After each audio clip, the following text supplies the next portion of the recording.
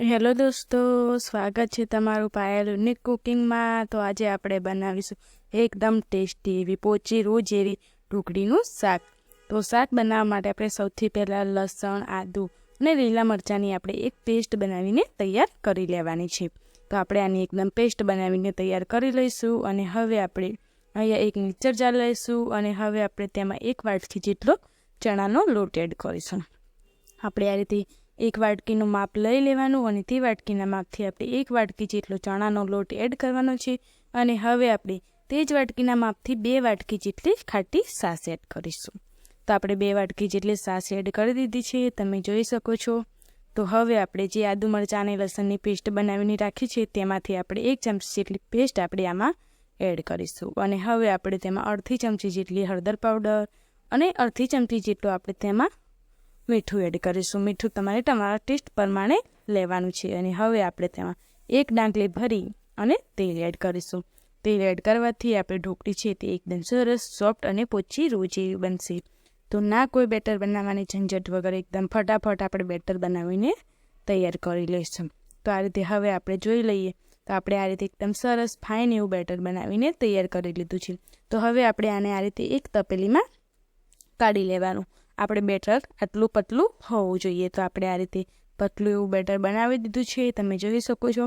તો આપણે આ રીતે એક તપેલીમાં કાઢી લીધું છે બધું જ બેટર। તો હવે આપણે એક તપેલીમાં થોડું પાણી લઈશું અને હવે આપણે તેમાં આ રીતે સ્ટેન્ડ રાખીશું। અને હવે આપણે જે બેટર બનાવીને રાખ્યું છે તે તપેલી આપણે આના ઉપર આ રીતે રાખી દઈશું। અને હવે આપણે આના ઉપર એક આ રીતે પ્લેટ ઢાંકી દઈશું। અને હવે આપણે બીજી પ્લેટ આ રીતે તપેલા ઉપર ઢાંકી દઈશું મોટી। અને હવે આપણે આને 15 થી 20 મિનિટ જેવું સ્ટીમ કરી દઈશું। તો 15 થી 20 મિનિટ જેવું થઈ ગયું છે। તો હવે આપણે ચેક કરી લઈએ તો આપણે ઢોકળી તૈયાર થઈ છે કે નહીં। તો હવે આપણે આ રીતે પ્લેટ હટાવીને જોઈએ તો આપણી ઢોકળીનું બેટર એકદમ પરફેક્ટ એવું તૈયાર થઈ ગયું છે। તો હવે આ રીતે વિક્સરની મદદથી સારી રીતે આપણે તેને હલાવી લઈશું। તો આ રીતે આપણે સરસ તેને હલાવી લેવાનું છે। તો તમે જોઈ શકો છો કે એકદમ પરફેક્ટ એવું આપણું ઢોકળીનું બેટર છે તે બનીને તૈયાર થઈ ગયું છે। તો આ રીતે સરસ એને આપણે મિક્સ કરી લેવાનું છે અને એકદમ સ્મૂથ એવું બેટર આપણે બનાવીને તૈયાર કરી લઈશું। આનાથી આપણી ઢોકળી છે તે એકદમ પોચી રોજ એવી બનીને તૈયાર થાય છે। તો હવે આપણે આ રીતે એક પ્લેટ લઈ અને તેના ઉપર આપણે થોડું બેટર એડ કરવાનું છે અને પછી આપણે આને ચેક કરી લઈશું કે આપણું ઢોકળી બનાવવા માટે બેટર પરફેક્ટ છે કે નહીં। તો આ રીતે હવે આપણે આ રીતે પાથરી લઈશું એક પ્લેટ ઉપર અને હવે આપણે આને ઠંડુ થવા દઈશું। તો આ રીતે આપણે પ્લેટ ઉપર બેટર થોડું ઠંડુ થઈ જાય એટલે આપણે આ રીતે હાથ વડે ચેક કરી લેવાનું છે। તો તે આસાનીથી અલગ થઈ જતું હોય તો આપણું બેટર એકદમ પરફેક્ટ છે।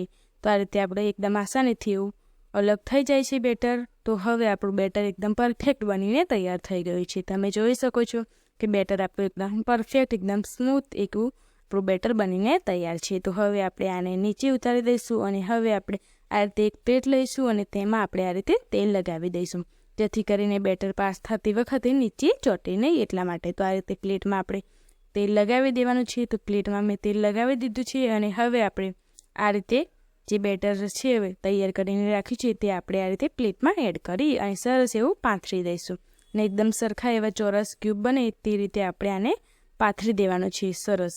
તો આ રીતે આપણે બધું જ બેટર છે તે આ રીતે પ્લેટમાં પાથરી દીધું છે, તમે જોઈ શકો છો। અને હવે આપણે આ બેટરને એકદમ પરફેક્ટ એવું ઠંડુ કરવાનું છે, જેથી કરીને તેના પીસ આસાનીથી થઈ જાય એટલા માટે। તો આપણે આ રીતે બેટરને એકદમ પરફેક્ટલી ઠંડુ કરી લેવાનું છે। તો બેટર આપણું એકદમ સરસ ઠંડુ થઈ ગયું છે અને તે એકદમ સારી રીતે સેટ થઈ ગયું છે। તો હવે આપણે આ રીતે ચપ્પાની મદદથી તેને આડા અને ઊભા આ રીતે કટ કરી લેવાના છે। તો તમે જોઈ શકો છો કે આપણી ઢોકળી એકદમ સરસ સ્મૂથ અને એકદમ સોફ્ટ એવી પોચી રોજ એવી બની છે, તે આસાનીથી સરસ રીતે કટ થઈ જાય છે। તો આ રીતે આપણે તેને ચોરસ ક્યુબમાં કટ કરી લઈશું। તમારે જેવડા પીસ રાખવા હોય તે પ્રમાણે તમારે ઢોકળીને આ રીતે કટ કરી લેવાની છે। તો આ રીતે મેં બધી જ ઢોકળી છે તેને સારી રીતે કટ કરી લીધી છે અને એકદમ સરસ એવા આપણે તેના ચોરસ ક્યુબ પાડી લીધા છે। તો હું તમને આ રીતે એક પીસ અલગ કરીને બતાવું તો તમે જોઈ શકો છો એકદમ સોફ્ટ અને એકદમ મુલાયમ પોચી રોજ એવી આપણી ઢોકળી બનીને તૈયાર થઈ ગઈ છે। કોઈ પણ વાતની ઝંઝટ વગર એકદમ ફટાફટ આપણી ઢોકળી સરસ એવી બનીને તૈયાર કરી દીધી છે। તો હવે આ રીતે આપણે બધા જ પીસ છે તે કાઢી અને અલગ કરી લેવાના છીએ। બધા પીસ મેં અલગ કરી લીધા છે। તો હવે આપણે શાક વઘારી લઈએ। તો શાક વઘારવા માટે મેં એક પેન લીધું છે અને હવે આપણે તેમાં થોડું 3 થી 4 ડાકલી જેટલું તેલ એડ કરીશું અને તેલને આપણે થોડું ગરમ થવા દઈશું. આપણું તેલ થોડું ગરમ થઈ જાય એટલે આપણે તેમાં એક તમાલપત્ર, એક સૂકું લાલ મરચું અને રાઈ એડ કરી દઈશું અને હવે આપણે રાઈને સારી રીતે ગરમ થઈ અને ફૂટી જવા દઈશું. તો તમે જોઈ શકો છો કે આપણી રાઈ થોડું ગરમ થઈ અને સારી રીતે ફૂટી ગઈ છે. તો આપણી રાઈ એકદમ સારી રીતે પરફેક્ટ ફૂટી જવા દઈશું. તો આપણી રાઈ એકદમ પરફેક્ટ આ રીતે ફૂટી જાય એટલે આપણે તેમાં ચપટી હિંગ એડ કરીશું અને હિંગ આપણે એડ કરી દીધી છે. તો હવે મેં અહીંયા એક કટિંગ કરીને મીડિયમ સાઇઝની ડુંગળી છે તે આપણે તેમાં એડ કરી દઈશું. જો તમે ડુંગળી ના ખાતા હોય તો તમે તેને સ્કીપ પણ કરી શકો છો.